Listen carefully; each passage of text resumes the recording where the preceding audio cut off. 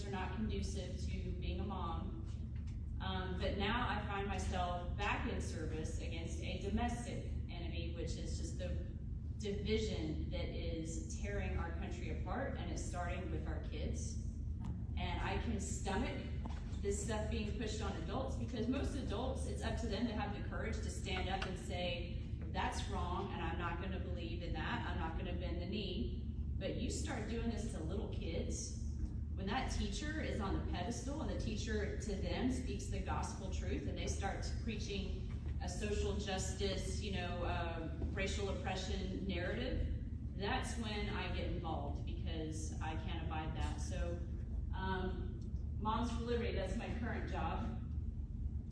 And I want to start also by saying, piggybacking on what Stevie said, when you see a Californian or even a Chicagoan, give them a big old hug, because they are the most passionate fighters for Tennessee. And I did not realize that until I started Moms for Liberty, and we would have a meeting with 60 people in a room, and I'd say, who's here from California? And a good third of the hands are up, because those people get it more than the people that have lived here all their lives. They have witnessed it firsthand. They know exactly how the events unfold. They know exactly how fast it happens. And so they know that you've got to get in there and you've got to fight if you're going to stop it. And they see it happening in Tennessee, and they're willing to stand up and fight for this like a native, or like a Californian that knows what's at stake, like a refugee rather.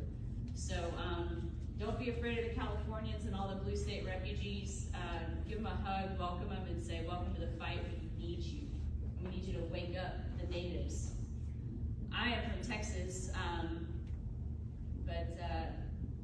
anyways, Texas and Tennessee have always had that connection. So who understands what critical race theory is? All right, so we're going to do a true-false quiz, because I'm education-minded, right? So true-false quiz for the parents. When did CRT start? Okay, true-false. Did it start in the 70s?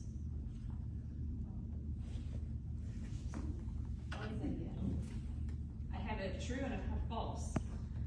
It's false, actually. And this is something that the left loves to parrot. It loves to say, okay, CRT was born in the 70s of some great legal minds that looked around and saw systemic racism in all these institutions, and they're gonna, educate us on the bias and how to undo the systemic racism. It was not born in the 70s. It was actually a child of the 20s and 30s by a group of neo-Marxists at the Frankfurt School in Germany.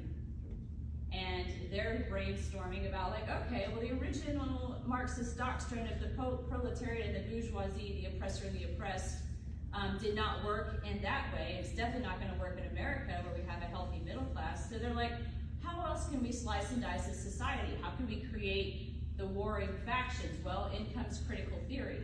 Critical theory seeks to criticize everything.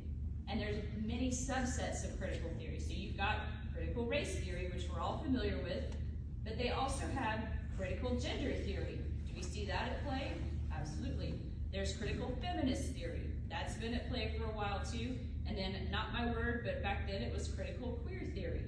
So all these critical theories to pit society, to pit the factions against each other, and human beings are very prone to that. Like, you can split us up into tribes and we'll war over things, and that's what's happening. But in America, critical race theory is the most effective way to divide our society, because we have a past that we don't particularly like to talk about, and they can play off of that. So that's critical race theory. It's actually straight from Marxism, 20s and 30s, and then with World War II, those guys, I don't ever try to pronounce their names, it's way above my ability, but they came here to Columbia University to escape Hitler.